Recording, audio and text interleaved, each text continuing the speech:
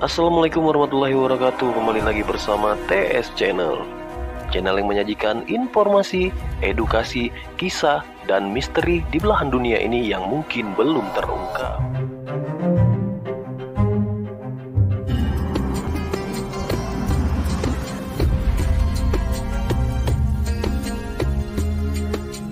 Bagaimana adab kita kepada guru yang mengijazahkan kita?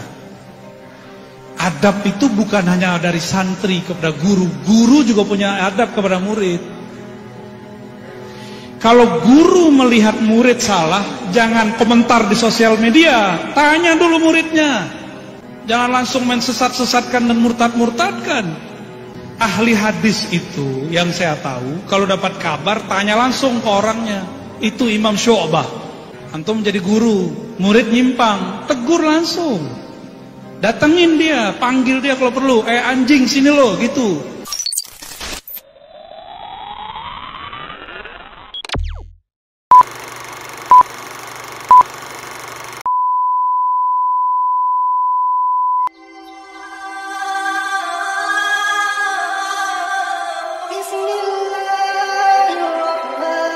Kepada Buya yang kami hormati, saya ingin bertanya tentang ijazah dan mursyid.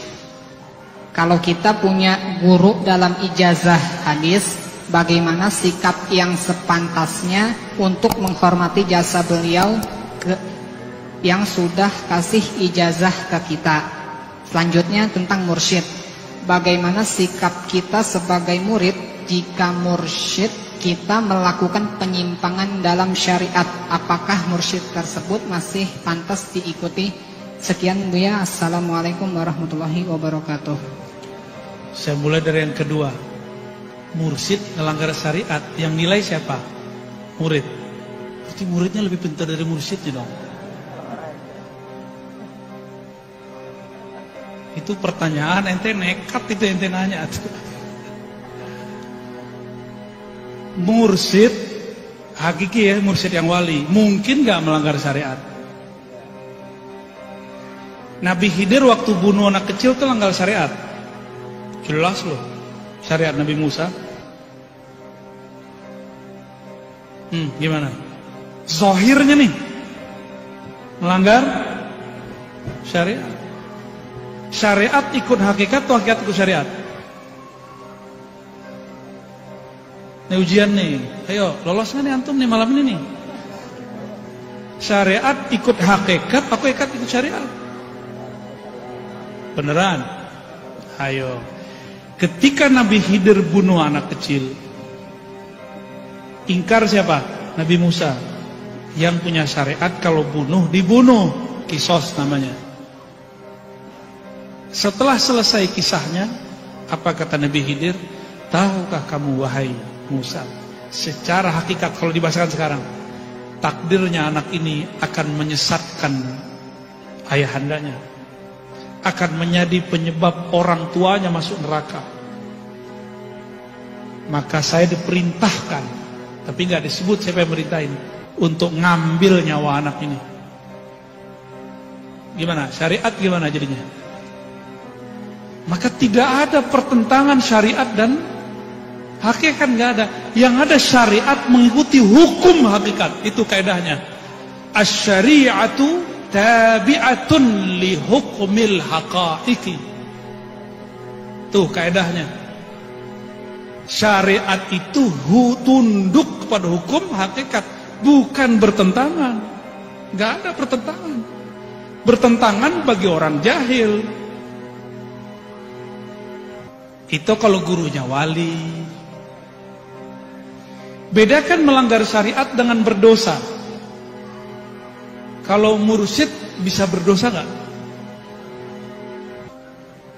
Di depan antum ini dapat ijazah mursyid loh. Dan saya pendosa. Saya pendosa. Mata saya berdosa, telinga saya berdosa. Saya dapat ijazah kemursidan lebih dari 7 tarekat. Dan orangnya separuh sudah wafat, separuh masih hidup. Alhamdulillah Rabbil Alamin. Ini bukan pamer, tapi tahadus binima, karena antum nanya. Karena itu pertanyaannya mancing. Saya punya sanad gak itu? Ente mau nanya kan? Cuma gak enak dia nanya kan? Buya punya ijazah dari mana gitu.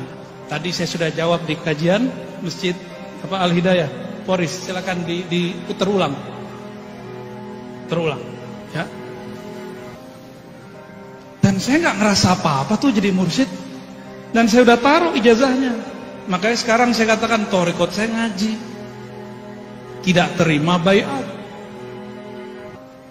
Nggak terima baiat. Yang ada cuma talqin zikir. Talqin zikir ada di kalangan ahli hadis, ada di kalangan ahli thariqah.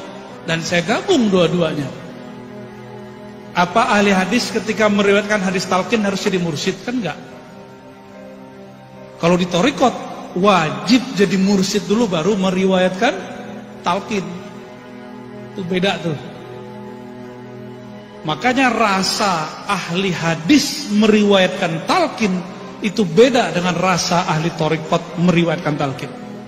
Itulah yang membuat Abah Anom itu menjadi dahsyat zikirnya. Padahal yang ngajar cuma la ilaha illallah, Allah Allah itu aja dari dulu. Pasti ada murid Abah Anom nih, kecium di wajahnya ya. Kalau di Magelang saya ketemu Mbah Yai Halwani, ya, saya ketemu 2 kali di sana dan terakhir kita sowan ke tempat beliau. Tawadu sekali, tawadu sekali. Cuma kalau nanti kita dibentur-benturin itu urusan netizen ya. Maha benar netizen dengan segala komentarnya. Shadaqallahul azim. Bagaimana adab kita kepada guru yang mengijazahkan kita? Adab itu bukan hanya dari santri kepada guru. Guru juga punya adab kepada murid. Kalau guru melihat murid salah, jangan komentar di sosial media. Tanya dulu muridnya. Ya. Jangan langsung main sesat-sesatkan dan murtad-murtadkan.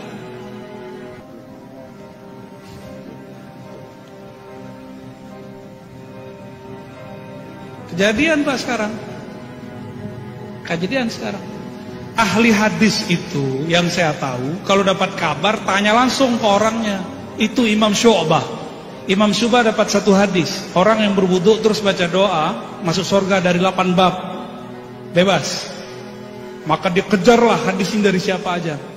Hasilnya orangnya masih hidup 2-3 orang rawi. Terakhir dia bilang ini hadis dhaif.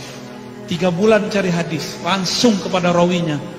Dia kemudian mengatakan ini hadis dhaif, gak benar beritanya. Syu'bah 3 bulan memastikan riwayat itu gak benar.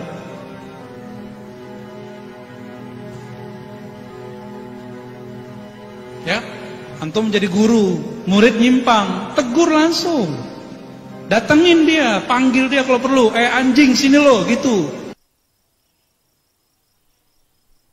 Ya, jangan nyalak dulu. Ini kejadian nih, nanti akan tambah banyak. Jadi yang beradab itu bukan hanya santri kepada guru. Guru juga harus beradab dengan keguruannya.